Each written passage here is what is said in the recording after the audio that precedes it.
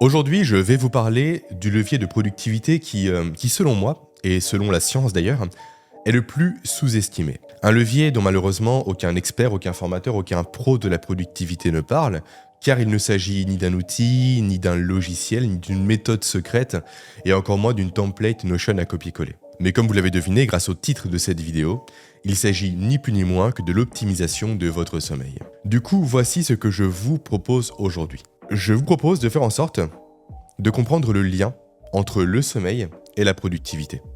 De faire en sorte également que le sommeil n'ait plus de secret pour vous d'ici la fin de la vidéo. Ainsi que de vous donner le 20-80 des actions, des routines et des habitudes à mettre en place dès ce soir pour optimiser la qualité de vos nuits. Si jamais c'est OK pour vous, on attaque. Et on va attaquer avec un retour rapide sur mon expérience personnelle avec le sommeil. Il faut que vous le sachiez, pendant plus de 10 ans, bien 10 ans oui, j'ai négligé mon sommeil.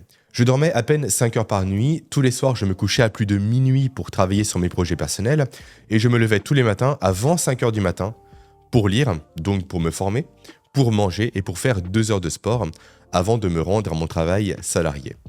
Résultat, pendant plus de 10 ans, j'étais constamment fatigué, constamment épuisé et très souvent malade. Pour autant, j'ignorais tous ces signaux d'alerte que m'envoyait mon corps. Pourquoi ? Car j'étais convaincu simplement que le sommeil était une pure perte de temps pour moi. Que c'était quelque chose de complètement contre-productif. Puis un jour, je me suis posé une simple question. Je me suis demandé, en fait, pourquoi nous dormions. Plus exactement, je me suis demandé pourquoi l'évolution a jugé bon de conserver le sommeil si ce dernier était, comme je le pensais, une perte de temps. Car je suis désolé, mais techniquement parlant, il n'y a pas plus dangereux que le sommeil pour nos ancêtres. En effet, prenez juste quelques secondes pour vous imaginer en train de dormir en plein milieu d'une forêt la nuit. Alors déjà, je suis sûr que rien que là, vous avez du mal à le concevoir. Mais imaginez pour nos ancêtres, qui eux étaient entourés de prédateurs, de tribus potentiellement ennemies et autres, et qui malgré ça, prenaient le temps de dormir. Prenaient donc le temps de se retrouver pendant plusieurs heures par journée, totalement incapables de réagir face aux menaces. Et pire encore, complètement inconscients de leur environnement. Pourtant, malgré ça, le sommeil fut conservé. Ainsi, pour nos ancêtres, chaque nuit était comme un pari risqué sur leur survie. Mais malgré ça, le sommeil a persisté à travers des millions et des millions d'années d'évolution. Ce qui démontre, par l'effet du temps, ce qu'on appelle l'effet Lindy d'ailleurs, pour information, que les bénéfices du sommeil surpassent largement tous les risques qu'il nous a fait encourir au cours de l'évolution. Et en fait, c'est cette réflexion-là qui m'a poussé à plonger dans la science du sommeil, à comprendre ses mécanismes profonds et son impact sur chacun des aspects de notre vie, y compris sur notre productivité. Et j'ai alors découvert que le sommeil était loin d'être une perte de temps, mais que c'était à l'inverse une phase d'hyperproductivité pendant laquelle notre cerveau et notre corps travaillent littéralement d'arrache-pied pour que nous soyons en journée la meilleure version de nous-mêmes. Du coup, ce que je vous propose encore une fois aujourd'hui, c'est de vous donner l'essentiel des recherches que j'ai menées sur l'optimisation du sommeil et qui me permettent aujourd'hui de toujours bien dormir. Et même d'être en forme quand un de mes fils se lève en plein milieu de la nuit. Avant de commencer, je tiens juste à vous prévenir rapidement, cet épisode sera un peu plus technique que les autres. Car pour comprendre réellement l'intérêt des leviers que je vais vous partager, vous ne pouvez, selon moi, pas vous faire l'économie de commencer par comprendre ce qui se joue lorsque nous dormons. On va pouvoir commencer. Alors pourquoi le sommeil est-il aussi crucial pour la productivité ? Première chose que vous devez savoir par rapport au sommeil, c'est qu'il en fait se décompose en différents cycles de 90 minutes en moyenne. Et que chaque nuit, vous passez naturellement et inconsciemment par 4 à 6 cycles de sommeil. Ensuite, si on zoome un peu plus, on découvre que chacun de ces cycles se décompose à son tour en 3 phases distinctes, avec le sommeil léger, le sommeil profond et le sommeil paradoxal. Et que chacune de ces phases joue à son tour un rôle clé, soit au niveau de la sécurité, soit au niveau de la récupération physique, soit au niveau de la récupération cognitive. Concrètement, comment c'est partagé, comment c'est découpé ? Alors, le rôle de la sécurité physique est occupé par le sommeil dit léger. En fait, c'est la phase du sommeil durant laquelle votre cerveau est en mode, on va dire, sous-marin. Qu'est-ce que je veux dire par là ? Simplement que votre cerveau est certes plongé dans un état de sommeil, mais qu'il remonte régulièrement à la surface pour s'assurer qu'il n'y a pas de danger autour de vous. Exactement comme le ferait un sous-marin, d'où le nom que j'ai pu donner à cette phase-là, avec son périscope. Ensuite, nous avons pour la partie récupération physique, le sommeil profond, qui lui est une phase du sommeil pendant laquelle vos tissus se réparent, pendant laquelle votre système immunitaire également se renforce et pendant laquelle vos muscles se reposent et se reconstruisent. Et enfin, pour la partie récupération cognitive cette fois-ci, là c'est le rôle du sommeil paradoxal, qui est une phase durant laquelle votre cerveau consolide votre mémoire, durant laquelle également il fait le tri dans ses apprentissages et également durant laquelle il va réguler vos émotions. Très bien. Maintenant, ce que vous devez impérativement comprendre par rapport à ces phases-là, et par rapport à vos cycles du coup d'ailleurs, c'est leur asymétrie. En effet, votre sommeil n'est pas quelque chose de linéaire, on va dire, avec un enchaînement parfait de chacune de ces phases, pas du tout. C'est même tout le contraire qui se joue d'ailleurs. En fait, pour être précis, vous avez une majorité de sommeil profond et une minorité de sommeil paradoxal en début de nuit, et plus la nuit va avancer, plus le sommeil paradoxal va prendre de place au détriment du sommeil profond. Alors personnellement, j'ai une théorie sur le pourquoi du comment cette asymétrie que je vais vous partager. Selon moi, en fait, c'est vraiment assez simple. Il est évolutivement plus intéressant pour votre cerveau et pour l'espèce humaine pour sa survie de façon générale de bénéficier en priorité d'un repos physique de qualité avant d'avoir un repos cognitif de qualité. Car en cas d'attaque surprise en pleine nuit par exemple par un prédateur ou autre, vos chances de survie sont largement plus importantes avec un corps en forme plutôt qu'avec un cerveau en forme. Ok, maintenant, quelle conclusion devez-vous tirer de tout ça? Eh bien, tout simplement le fait que vous devriez respecter autant que possible, autant que faire se peut, un sommeil suffisant en termes de temps et en termes de qualité pour bénéficier de niveaux optimaux de récupération physique et de récupération cognitive. Autrement dit, un temps de sommeil qui permettra à votre cerveau de passer par les 4 à 6 cycles dont je vous ai parlé précédemment. Donc un temps de sommeil situé entre 7 et 9 heures par nuit selon les individus. En fait, dormir moins que ce temps-là, comme je le faisais à l'époque, équivaut simplement pour vous à interrompre, on peut presque dire une mise à jour de votre téléphone en plein milieu. Vous ruineriez la mise à jour. Sauf que là, on ne parle pas de la simple mise à jour d'un gadget en quelque sorte, mais de la mise à jour de votre propre système d'exploitation biologique. Donc autant éviter de flinguer votre biologie par un sommeil insuffisant en termes de quantité et de qualité. Voilà, on est maintenant au clair du coup sur ce qui se passe pendant le sommeil. Voyons maintenant ce qui vous pousse à passer du stade d'éveil au stade de sommeil. Donc c'est un autre sujet qui rentre en jeu maintenant. Concrètement, pourquoi dormons-nous? Là, 2 leviers sont activés pour vous pousser au sommeil, pour vous pousser à l'endormissement. Le premier de ces leviers est votre rythme dit circadien, autrement dit votre horloge interne. C'est un rythme qui dure environ 24 heures et qui est directement influencé par la lumière du jour. Retenez bien ça, on en reparlera.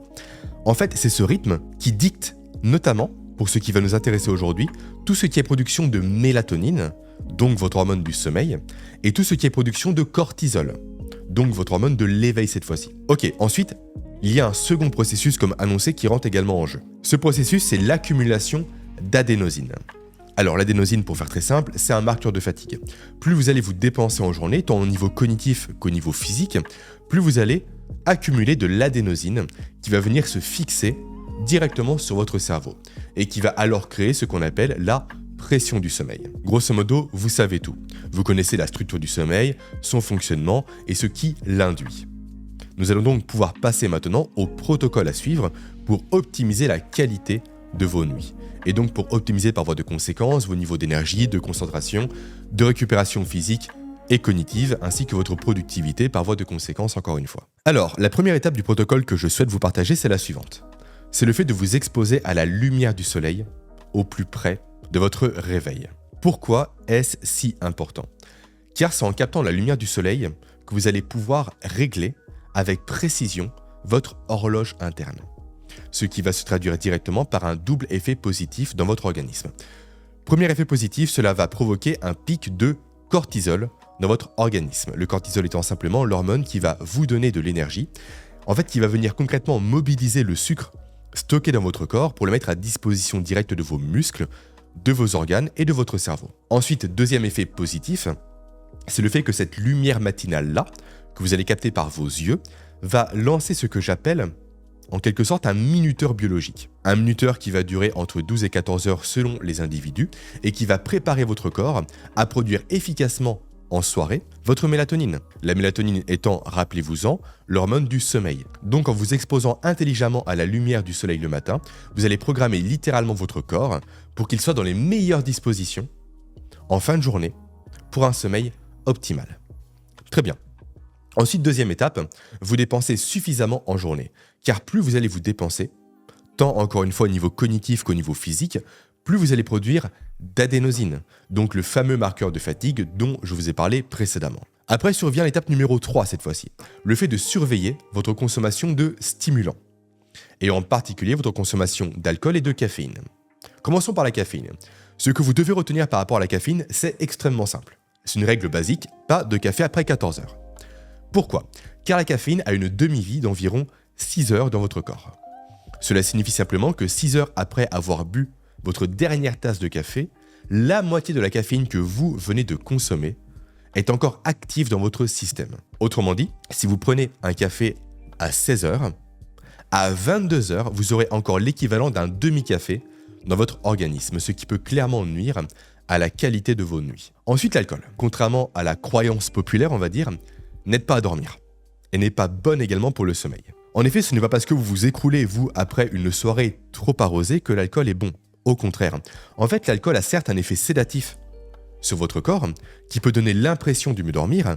Cependant, physiologiquement parlant, ce n'est pas le cas, car l'alcool perturbe directement la qualité de votre sommeil.